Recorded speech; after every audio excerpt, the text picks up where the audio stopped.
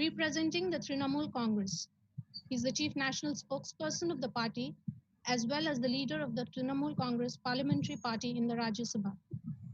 Mr. O'Brien is one of Indian Parliament's most recognizable faces and a leading and articulate voice of the opposition. His speeches and writings on issues of national importance are discussed widely in the national and international media.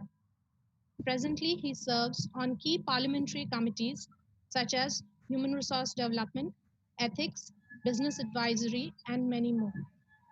He has authored over 50 reference and quiz books, including the best-selling Inside Parliament. His love for the young minds has kept him connected to the youth, and Mr. O'Brien has addressed students at leading educational institutions like Harvard, Yale, Columbia, IIMs, IITs, and many more. In 2012, he was also invited to address the United Nations General Assembly. To have you as the speaker of the day today is indeed a proud moment for St. Aloysius College. Welcome, Derek.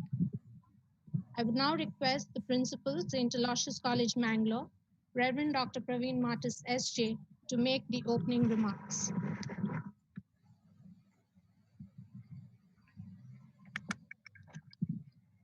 Good morning to you, Mr. Derek. Good morning, Reverend. Good morning, Father. Yes, we are really happy to have you with us here. I'm happy to be here. Privilege and honor to St. Aloysius College and all of us here. I invite all of you to this national level webinar on migrant workers, a long walk ahead. I would like to especially congratulate and thank the Department of Sociology, which is organized by Ms. Joan O'Brien, the HOD of the Department of Sociology, the relevant topic on migrant workers. Migrant workers are not new to India. Rural to urban migration has been around and came as an effect of industrialization and urbanization in India, where people 19 lockdown for us to acknowledge their existence. Somewhere we have disappointed them, as if they didn't seem to exist when the nation was planning for a lockdown and fighting the pandemic. For years to come, the pictures of millions of migrant workers trudging the endless paths home, some even losing their lives, will haunt us and tell us how and why we forgot them. Were they really invisible Indians? Did you not realize that our economies will collapse with their absence from the Indian demographic map? They know not where they go, and will they ever be able to reach their destinations and be counted among those Indians without whom the wheels of economy will never roll towards the path of growth? We are indeed late, but yet we can try to understand where the country went wrong and disappointed the economic backbone of India, and also know what can be done and how it could help in making life seamless for the migrants in the coming days. We are really happy to have so many of you, the scholars, the researchers, the faculty and the students from all over India to this webinar. I once again warmly welcome all of you from St. Aloysius College, Autonomous. Now I would like to give this the talk to our great resource person here, Mr. Derek O'Brien. We are really happy to have you. And Mr. Derek, over to you. Father, thank you so much. Thank you very, very much. And a very good morning to each one of you. You know, in all this pain and the sadness of what is happening across the country because of the pandemic, and in my state, Bengal, not only is there the pandemic, but we've also got this massive cyclone which was devastated the state. In all this pain and suffering and negativity, I always, someone is keeping the, hello.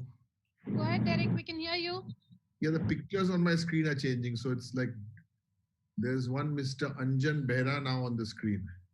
People will continue joining in. That's the Zoom No, no, platform. no. I know the Zoom platform very well, but please make sure that the spotlight is on one person who's speaking. That's all I'm requesting you because I get distracted. Oh, okay, sure. So whoever's Please controlling mute it from everybody. there. Please Yeah, mute we'll do that. everybody. We'll do that. Please mute everybody.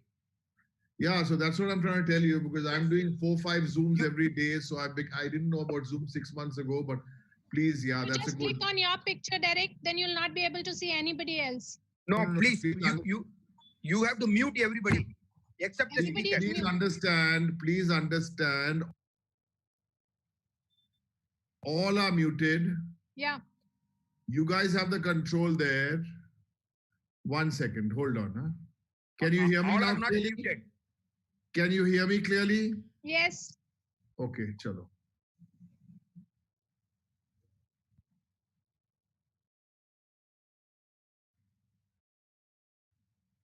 Please mute everyone.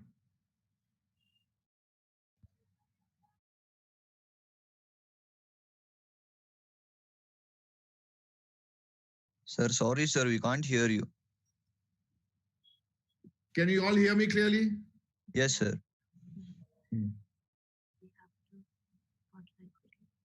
The spotlight video is not with me.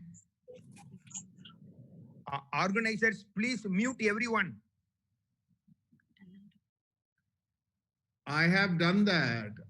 You guys have the spotlight video. You all are the hosts. You guys are the hosts. You spotlight me. Whoever's talking, just spotlight me. That means there'll only be one picture here. Sir, we can see you very well. You are the one only in the spotlight. I'm on the spotlight. Yeah, Then yeah, how we can see you. What Can you hear happens me is also? when somebody joins, their picture will come for a shot for a less a second. That's all. But your face is always there. We can hear you. I'm okay. No, sir is correct. You have not muted the participants, please. The speaker only has to be on. All the participants you have to mute. Number two, pin. Who are you telling this to? I'm telling the host. Yeah, so that is what I'm trying to say. You tell the host. The host is not doing a good job. The host is not doing a good job. Host, please mute me too. You are not.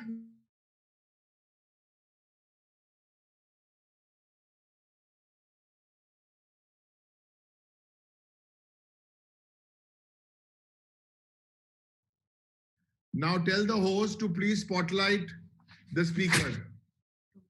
The top, Derek O'Brien. Spotlight Derek O'Brien. What up?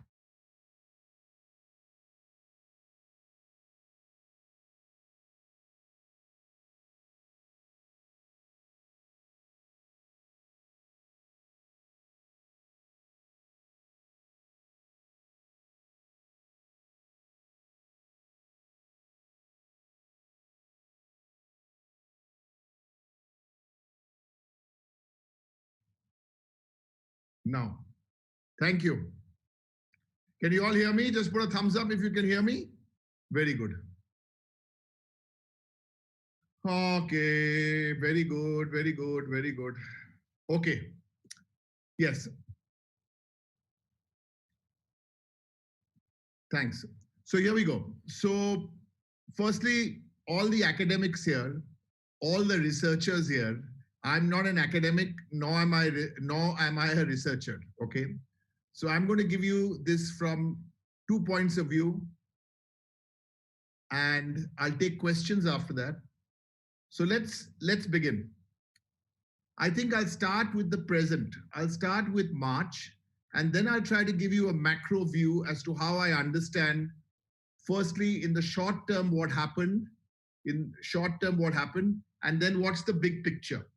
So let's begin with the short term, what happened. Now, some of you would already know this, but I think it's important to put the context there. What really happened? First is a 21-day lockdown was announced with 4 hours notice. I'm not going to make my interaction with you political today, even though I got parliament in the background. So I'm not going to get into the politics of it. That wouldn't be fair because, as you know, I'm a member of the second largest opposition party and the parliamentary party leader of this party, Trinamool, run by Mamata Banerjee. So when you give 4 hours notice for a 21-day lockdown without much planning or any planning, I think that was the big first problem. Now, there's no use only me stating the problem. What could have been a possible solution to this problem? One solution could have been is that you needed to give these workers some time. And how could you have given them this time? Let me talk to you first about a practical solution through the Indian Railways. This is my first solution. As I said, we need to be constructive and not just doing opposition for the sake of doing opposition. So the first suggestion is that the Indian Railways has a daily carrying capacity to carry 23 to 24 million passengers every day. Half of those numbers, that's about 12 million, are use suburban services in the cities. The other half, that is still 12 million, are for long distance travel. I hope you're understanding my point, that so 12 million can be transported every day, long distance are being, that's the capacity. Assume we had followed the norms of social distancing and say we would have moved half the number of people. So 24 million is your total capacity, 12 million is your long distance trains, half of 12 million is 6 million. 6 million into 4, 5, 6 days would have given you an opportunity to move 4, 5 million a day. So 5 million a day, in 6 days, you'd have completed 30 million passengers. People would have gone back to their destinations. There's a very important statistic here. When you announced the lockdown, there were 550 corona positive cases in India, 550. Now, when you're going for an unlocking, opening up, the cases have crossed 2.5 lakhs. To now they've crossed even 3 lakhs.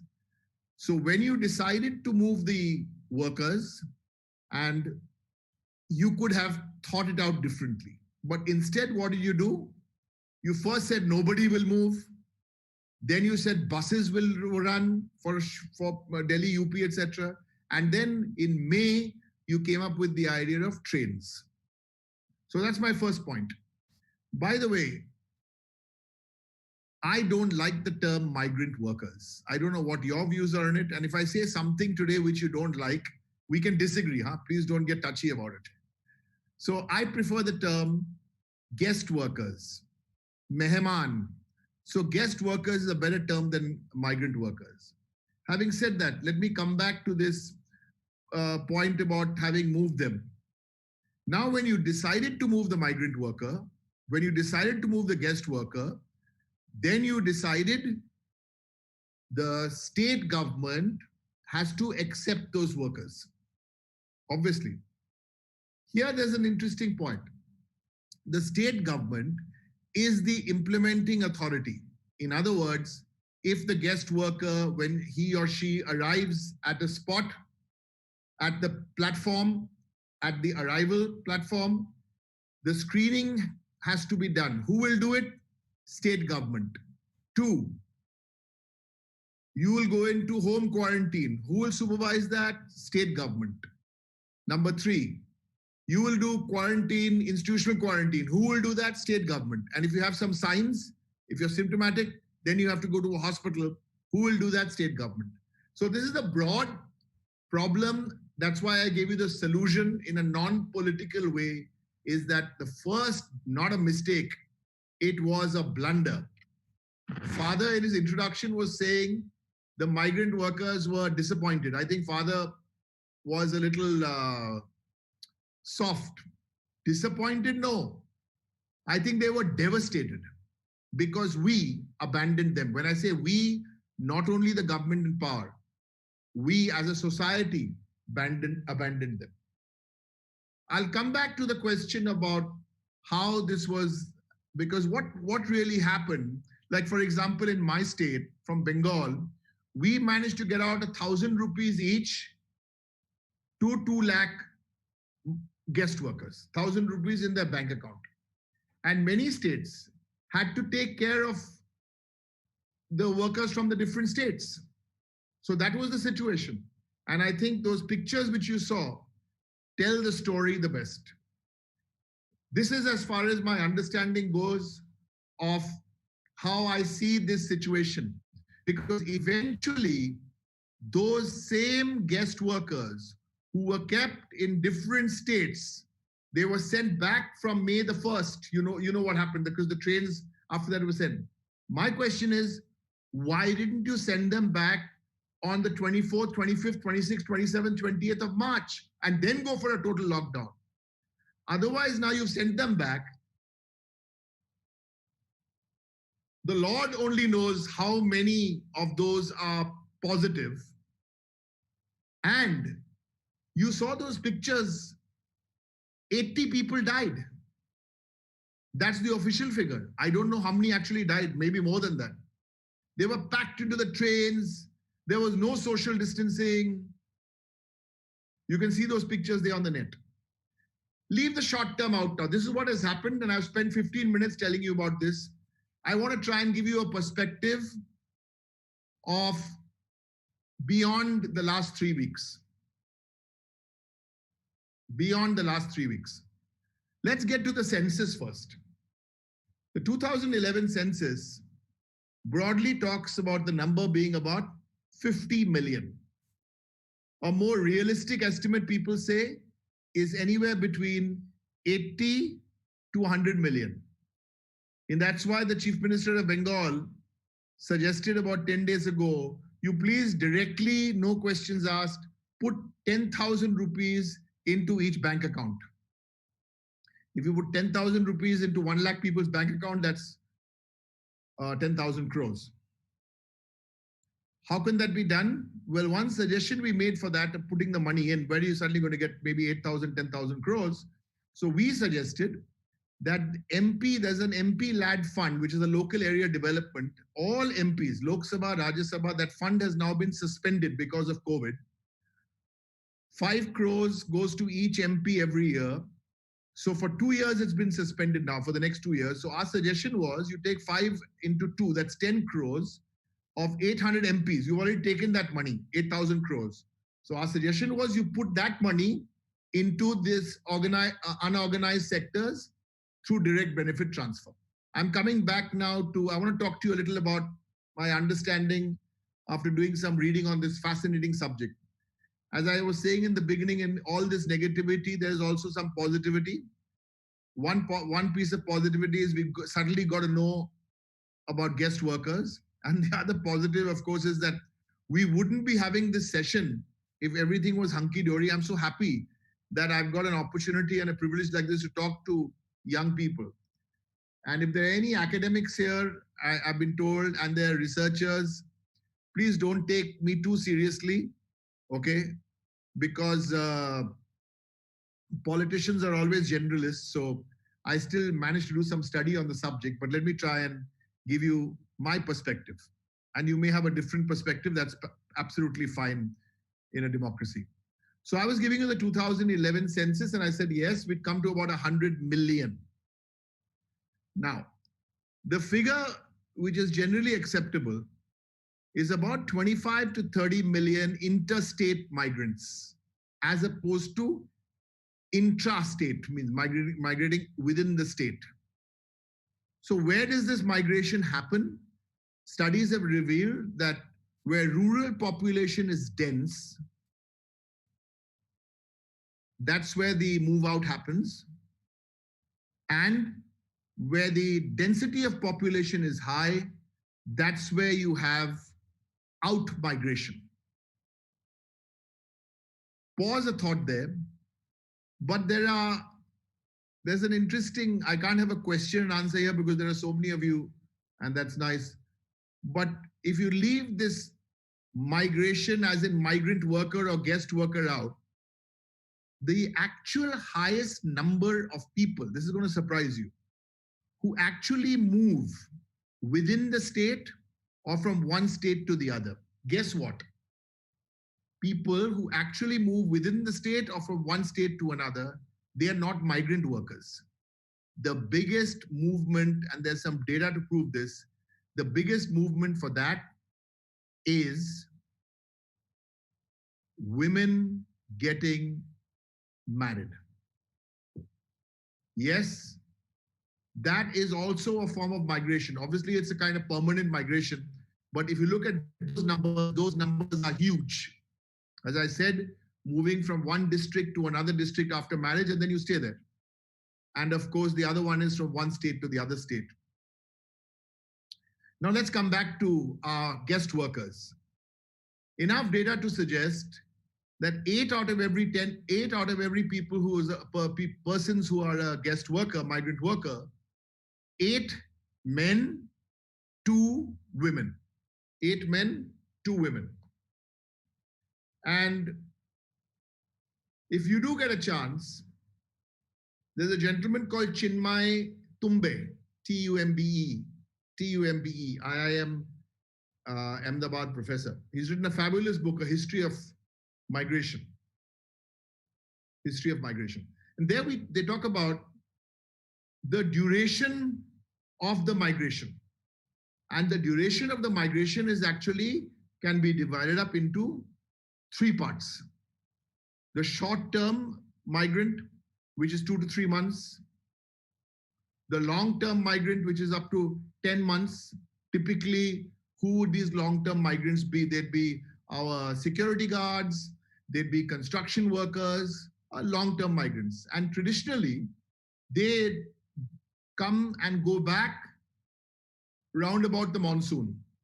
In fact, now people are talking about, when are these migrant workers going to come back?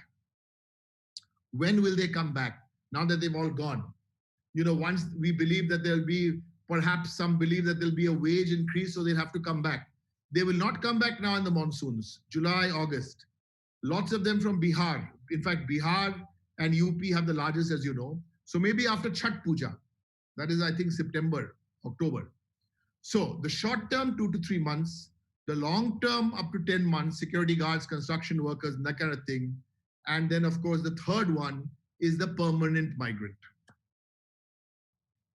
There's some very interesting data now, so available. For example, in Azamgarh in UP, with the survey which was done there, 1/4 of households, 1/4, 1 on every 4 households has a migrant worker.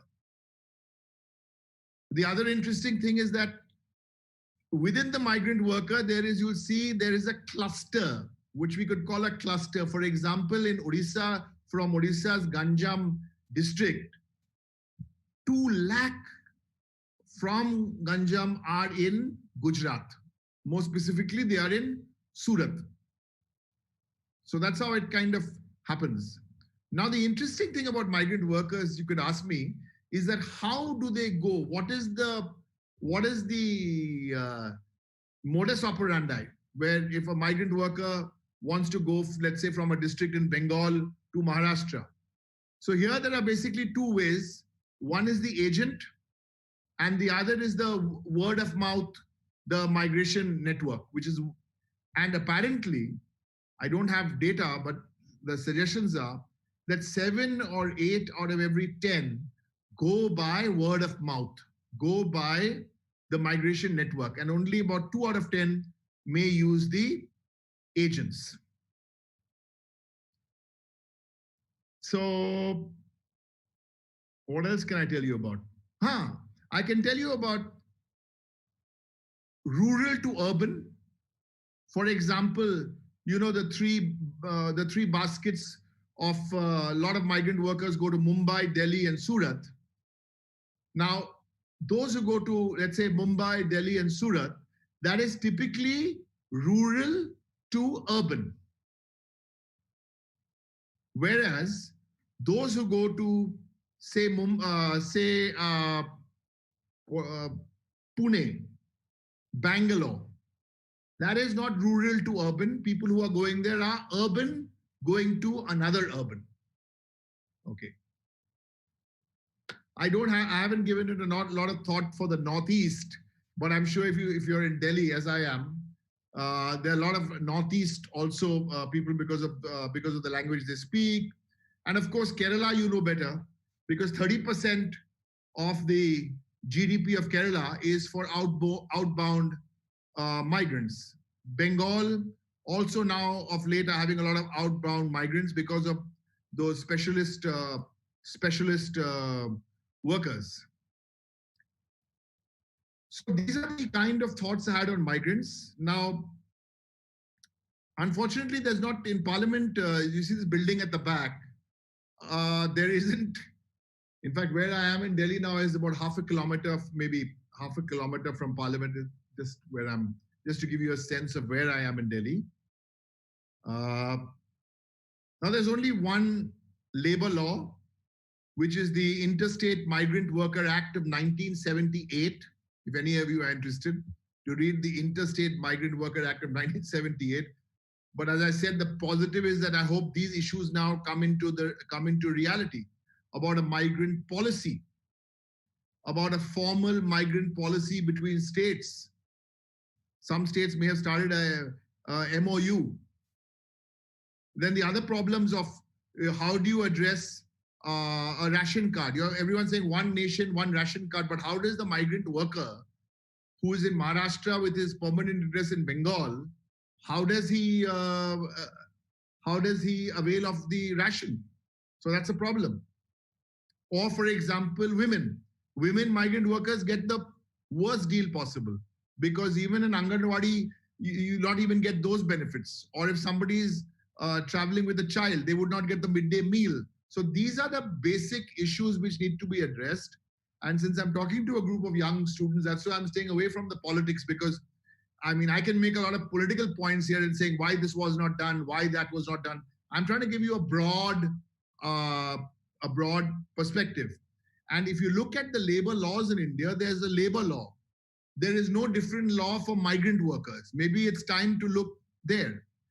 Or for example, let me take example of when workers from here go abroad, they have a what do I call it? A preparation, a prep before you go, do's and don'ts. That's if you go abroad. If you go to the Gulf, you go to a lot of, I think Kerala has it, that you have this prep. But here, there is no such pre-departure training. Maybe we should start pre-departure training between states, because the migrant worker is 1/4 of the urban workforce. So these are my thoughts. As I said, these are my thoughts. But the reality is that if you see those pictures, we have really let the migrant worker down.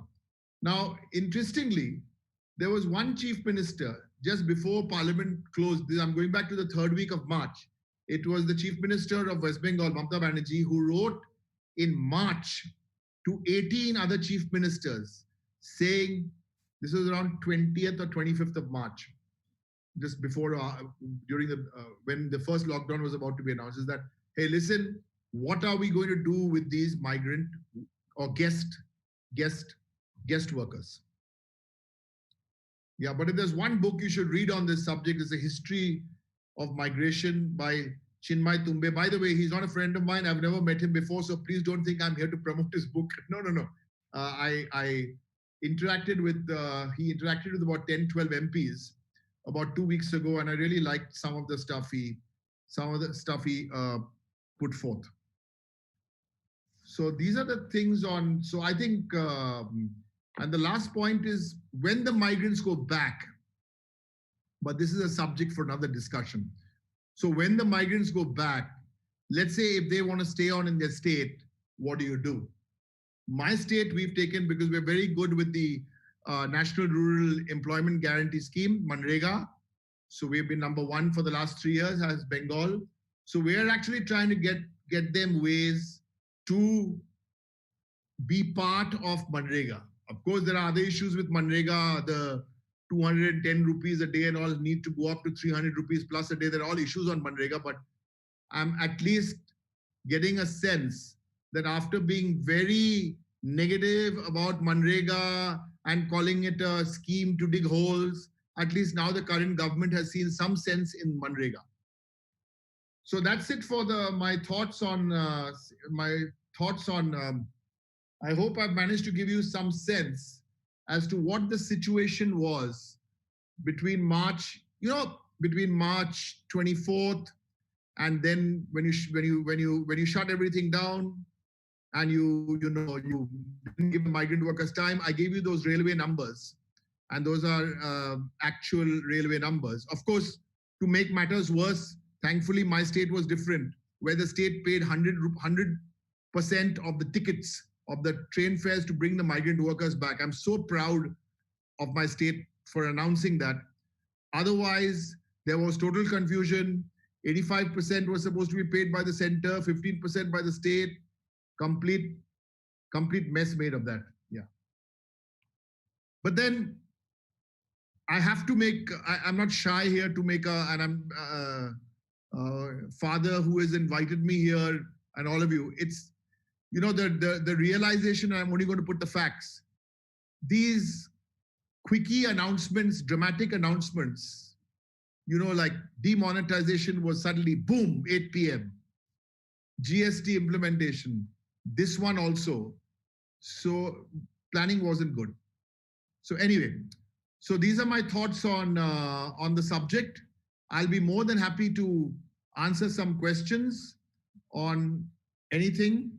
So you can actually digitally use the digital hands up. They're already hands up. Yeah. Okay, so let's go first with Smriti. Smriti? Yes, Smriti, we have requested you to unmute yourself and ask your question.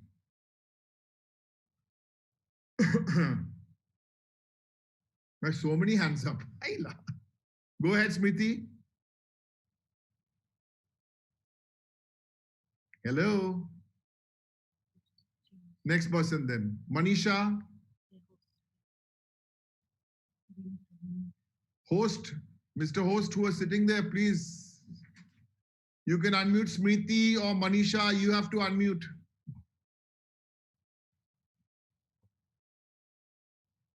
No?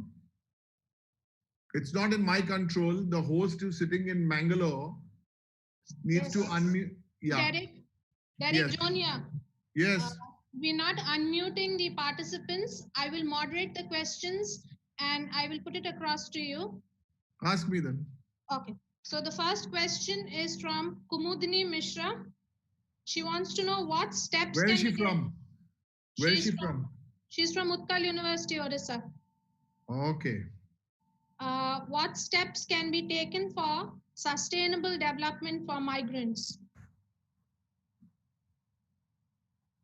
Well, I think it's a very good question. And I like the word sustainable. I think the first thing is you need to have some laws in place, both at the central level and at the state level. First is you have to have the data in place. That's a good place to start. You have to have data in place if you want to know who's going where, how's going. So first is legislation. Very, very important. You need to relook at the Interstate Migrant Labor Act of 1978. By the way, I was doing some reading on the subject. It's in the union list of the Constitution. If you look at entry 81 list 1, it talks about and defines an interstate migrant. So we need to go down to the basics because the legislation is not good. And then if you're only doing politics, like our view, my political party's view on this is very clear. This is not the time for politics. Politics can wait. In Bengal, for example, everywhere else, you've got the challenge of overcoming the COVID. And the other challenge in Bengal we have is the cyclone. So the politics can wait, but sustainability and development is absolutely right. So the first thing you can do is start with legislation. First thing you can do is make sure the Manrega Rural Employment Guarantee Scheme is available to the migrant workers.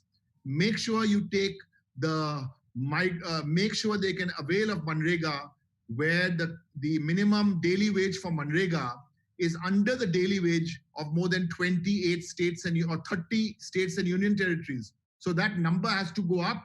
It's now about 207 or 210 rupees a day. Not good. So that needs to go up. And certain other laws. For example, if I gave you an example of a woman needs to have portability, as in she might want to take her child, the women on the construction sites, for example. So many of them, you see the children running around. Maybe find the midday meal for them. The Anganwadi workers, all the Anganwadi benefits are lost. So these are the kind of situations. And I think states themselves will have to be working out more MOUs. Yeah, thanks. That was a good question. The next question is from Reverend Father Joy James. Where? And where? I'm very inquisitive to know where. He's in Bangalore. He's the Secretary of Jesuits in Higher Education. Very nice.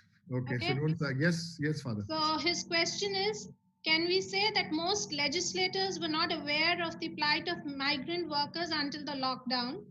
Is not the reason that we have no new laws to protect the rights of migrant workers since 1978?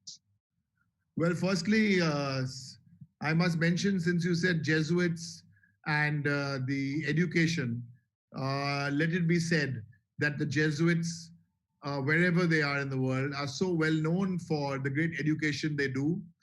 And before I answer Father's question, and the other good example the Jesuits set, and so many others, is that the education happens irrespective of which religion you come for, which caste, which creed. So I think that's a very good example for so many others to follow. You know, Ramakrishna Mission is another very good example also. It doesn't matter what religion you are, but they do good education. Yes, I think your question is absolutely valid. I mean, that is what I think. I wouldn't agree with Father when he says all legislators, but yes, I'm afraid many public servants, and I'm like muzzled. I want to say it, but I need to say it, of course. So the people who announced the 21-day lockdown with a 4-hour notice and said, don't step out of your house, they hadn't thought it through. I'm so proud of my chief minister who wrote that letter. You know, we were the first people who wore a mask in Parliament also in the middle of March, but this wasn't thought out. I'm afraid it wasn't thought out. So the question is very valid. And some of the governments who did think it out, like Bengal, that's why that was announced. That's why the 1,000 rupees into the bank account was announced for 1 lakh workers. That's the way it was. But the state governments were caught by surprise, but they really did as best as they could to host the other workers. But putting them back on a train after 50 days, I mean, it's completely bizarre. If you see those pictures, they'll scare you. Yes, next question. Yeah, Derek, this is from Professor Stephen Deepak from Christu Jayanti College, Bangalore. Yeah, I don't mind taking questions, but I think, but also get some students to ask the questions. Yeah, thank you. The next one is from a student. Okay, yes, Professor. Does the guest worker issue reflect the deep caste divide and the upper caste class hegemony in recent years that has led to the ill treatment of the poor that has made the workers migrate? Is there a sense that the central government's attitude and support clandestinely supports the upper caste groups and has been anti-minority?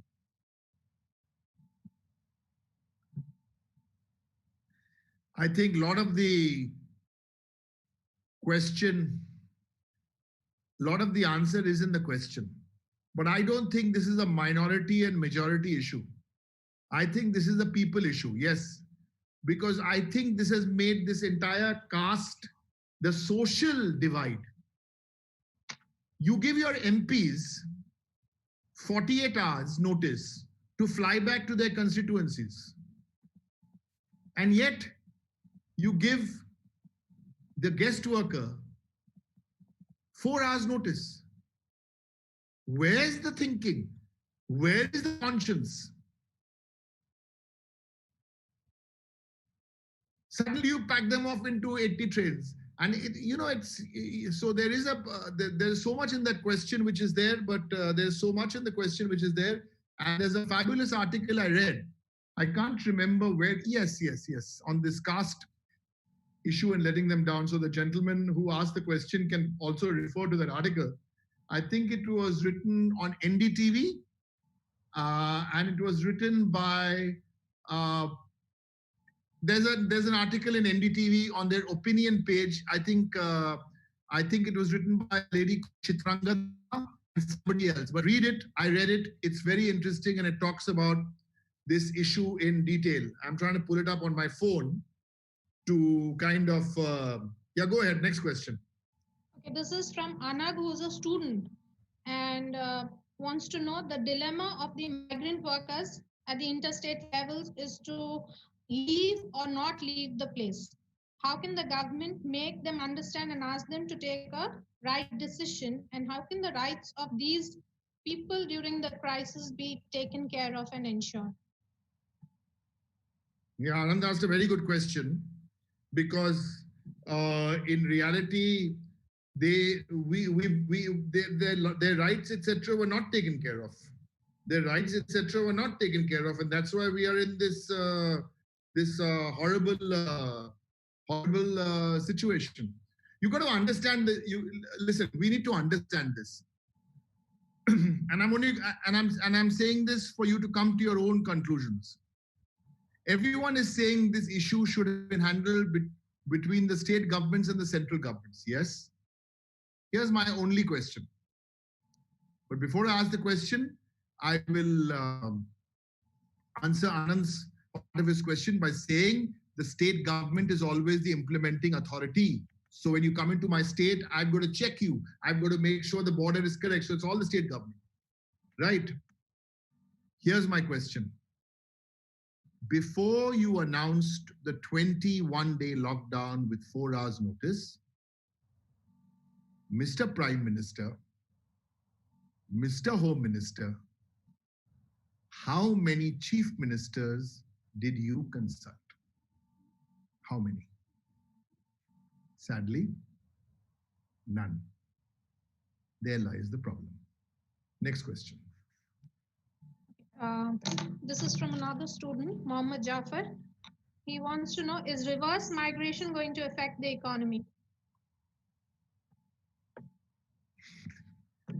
It's not only reverse migration which is going to affect the economy. This lockdown, total lockdown, some states didn't accept the lockdown, total lockdown. We always had a partial lockdown. Economy is going to be affected. I don't think the reverse migration will, any kind of migrant, those who've gone back, till they see that the wages have improved, they're not going to move. And in any case, July, August monsoon, then coming up with the Chhat Puja, I don't think they are in a mood to move. So perhaps there will be a wage increase. Talking about the economy, World Bank data was out this morning. Perhaps you've seen, some of you haven't seen it because it's out like late last night, this morning. I mean, those numbers are, what do they say? They say Brazil -8 GDP, US -6 GDP, and India -3.2 GDP. India and Nigeria. Then you go to China with 0, and then the rest are all +1, +2. So it's a big mess, because, as I said, we are the only country in the world which is now going for unlock when the numbers are still going up.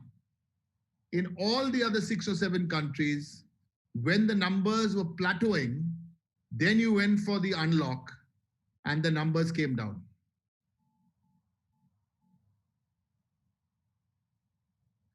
But I think, you know, the earlier question, which I should have also added about the person who asked me the question on caste, I think this whole thing is also a big, it's a real wake-up call, because these are the people who've built our multi-storied hotels, they've built our homes, they've built the fancy buildings in the cities.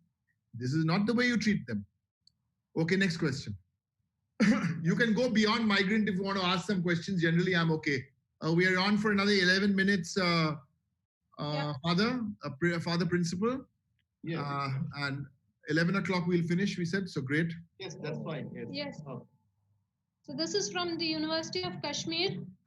And one of the students wants to know, how did media justify their modus operandi in highlighting the plight of guest workers? And did they really do what they were supposed to do? Well, Since you've been whoever, in the media. well, whoever the student is from Kashmir, firstly, on behalf of all of us, a very, very warm welcome to you. And it's fabulous that thanks to technology, we have Odisha, Mangalore, Kashmir, maybe Kanyakumari also. I think I'm glad you've asked me this question. But I've got to be a little, I don't know whether to be, yeah, well, I'm always very frank. Most of the media, or what we know as the traditional media, and this is what I want to appeal to young people today especially. The traditional media has let us down. There are some notable exceptions, I know, but I think lots in the real stories have come from the digital space. You know, I don't want to name one journalist or two journalists, but I think that is the reality. The media owners have a huge role to play. And young people have to question that. Politicians, ask us the questions. We are accountable. You don't like us, you'll vote us out after 5 years. You like us, you'll vote us back after 5 years. You know, as Mamtadi was saying, please don't disturb me now with my 2021 election in Bengal. I'm not bothered about that. I'm not bothered about how to overcome COVID for my people and Cyclone Amphan for my people. Now, the media owners have a role to play. You yourself know what's going on. This is really sad. I want to make a very important point here on beyond migrant workers. In a situation like this, you must remember, these are not normal times because we've got the National Disaster Management Act, which is in place now. That's the National Disaster Management Act. The act is in place, so the states already have some restricted movement, lots. In all this, young people of India, we must protect and fight for our civil liberties. We must. Otherwise, we can be in for when institutions of this country are tampered with, including the media, that's the time we need to be very, very careful. And my friend from Kashmir, the young man from Kashmir, or was it a young lady from Kashmir who asked the question? Yeah, to put it very bluntly, boy, oh boy, the media cannot be, let's put it this way, the media has to speak truth to power. And this is what I really urge the media always to do, speak truth to power. Derek, there's another question coming from Uttar Pradesh. This is a full tour of India, huh? Odisha, yeah. Uttar Pradesh, yeah, go ahead. The UP government has decided to establish a migrant workers commission. This is to regulate the movement of migrant workers. Yeah. Please give us your opinion on this. No, they've formulated the migrant workers commission. I've also heard that you have to take permission if you are in UP to leave. That other state has to ask for permission. I haven't read the document, so it will not be fair to make any comment. But any implementable migrant policy, any MOU between states, any legislation at the central at Parliament, yes, we can study that and look ahead. One of the things is, of course, is make sure in whatever you do that wherever they are, they receive all their benefits. You know. I think we just have time for the last question, Derek. No, you can ask me one or two more questions, no problem. I'll give short answers. Oh, okay. So this is from Patna University. Will the central government issue any concrete guidelines for this? This is, I think, in line with what the UP government is doing, but this is again, is the central government going See, to this do is not about guidelines. This is about will to do. Mamata Banerjee did not have any guidelines when she decided to put 1,000 rupees into every migrant worker's bank account.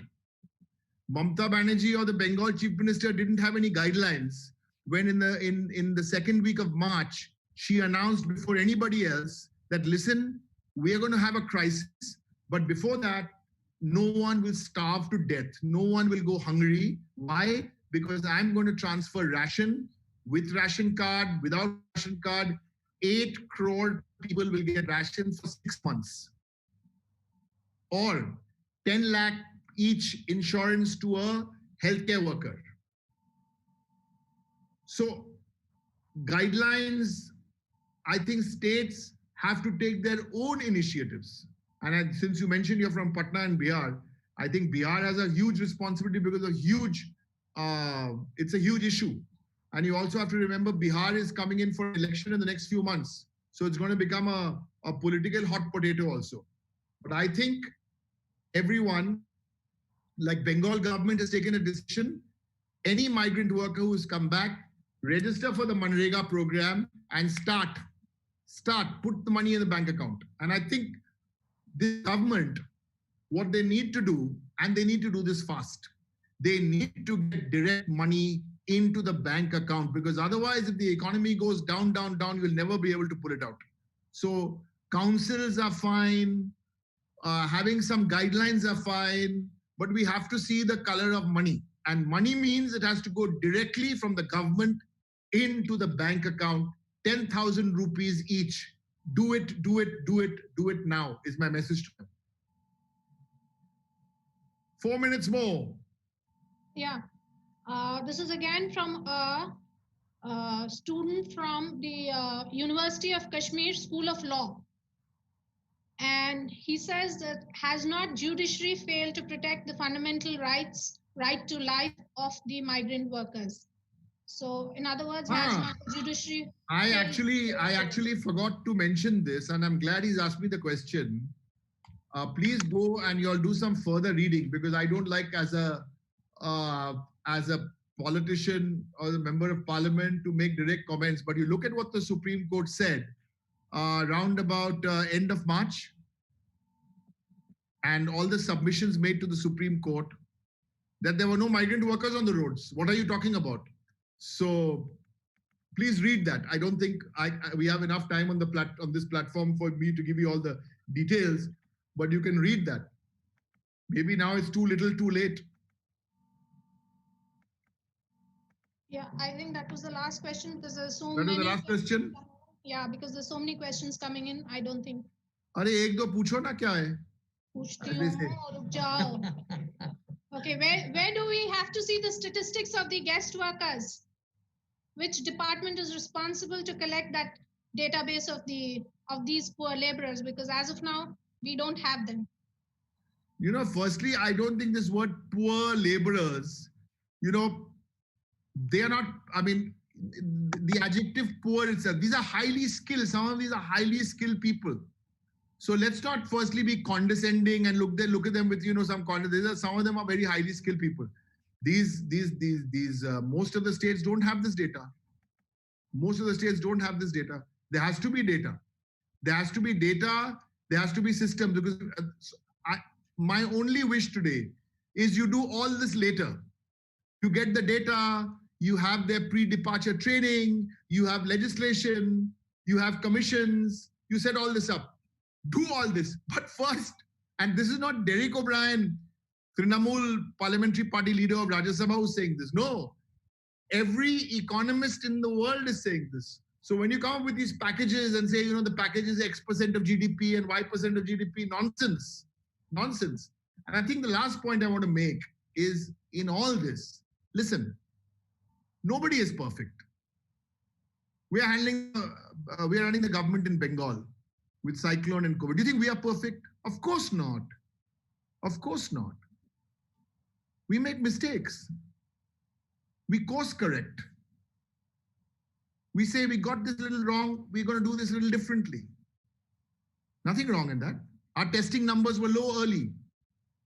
Then we got, instead of 2 testing centers, we went to 42 testing centers, and how we managed to do all that. The issue here is, and this is the thought I want to leave, especially with the young people, and this is beyond politics. This is beyond migrant and guest workers. There has to be humility. Humility. You're not going to get everything right. Why didn't you course correct? When 24th of March, when you announced the lockdown and you saw the lockdown was going nowhere, you announced those buses, course correct, be humble, say, listen, we didn't get it right. We did our event management. We didn't object to you. We didn't like the idea. We thought it was a bizarre idea, non-scientific. One day you will light diyas. The next day you'll go and bang. I'm not saying people, if you want to do it, do it. We didn't say not to do it. We said if we wouldn't do. The humility, and I think this is the last message I want to leave with all of you this Friday morning. Forget everything else I said, if you want to, you know, and some of it which Chinmay gave me gyan about, Chinmay Tumbe. But that humility needs to be there in everything that you do. Whether it doesn't matter who you are and how big a politician you are. And I think that was really missing in the way this problem was approached. Before I end, I want to sincerely thank St. Aloysius College University in Mangalore. I'm completely blown away that we had questions from Kashmir, from Orissa, from UP, from Bihar, from other southern states, and absolutely wonderful. I enjoyed doing this. I just wonder, maybe I should do this more often with other universities. This is my first kind of interaction with this. And I must tell you a secret. A lot of people ask me to do this and I always say, no, I've got something to do, something to do. But this time I couldn't say no, because the lady who was the head of the department of sociology in St. Aloysius, she's my first cousin. So when she called up, I said, okay, I couldn't say no. So thank you very much. So thank you and be safe. And for the older ones who are watching, my warmest respect, my regards to each one of you. And for the young people who are watching, hey, listen, let's not be cynical. If we want to do something, if we want to change something, be constructive and then make that happen. I've had a great time being here, and I said I'll finish at 11. I took 2 minutes extra. No, that's Goodbye. okay. All Derek, the best. And one Jai second. Hind. 1 second, 1 second, Derek. Okay. 1 second. We have the controller of examination of St. Aloysius College, Dr. Alvin Dessa, to propose the vote of thanks. Hello, Derek. Hi. Nice to see you. It has been my dream to see you on screen at least. At the end of this very meaningful and fruitful webinar, I would like to thank you from the management, the principal, the directors, and all the people at St. Aloysius College. As you know, it is run by the Jesuits. And we would like to thank you for your appreciation for the work that the Jesuits do, your personal appreciation. And we would like to see you on our campus sometime. And I'm very sure after the full lockdown is lifted, when we invite you, you would be very happy to oblige and then visit our campus. Our staff, students, management, everybody would be very excited to have an interaction with you. And it will be a nice experience for you to visit Mangalore. I would like to thank all the participants, the scholars, the intelligentsia part of, and the students of our college, other institutions, staff, researchers who have been a vibrant part of this initiative. And we would like to look forward to more webinars like this. My personal thanks to Father Principal for making the initial remarks. And we just started the research on your second names, surnames, O'Briens. And before it is over, I think you let the cat out of the bag. I would like to thank Miss Joan O'Brien for working hard to put this webinar on place. I would like to thank all concerned for making this webinar a beautiful experience and learning experience. Thank you. Thank you, Jai Hind. Jai Hind. Thank you, Derek. Thank you and Jai Hind. Jai Hind. Yeah, thank you. Yeah. So congratulations. Good. So he said first cousin. So. Twice.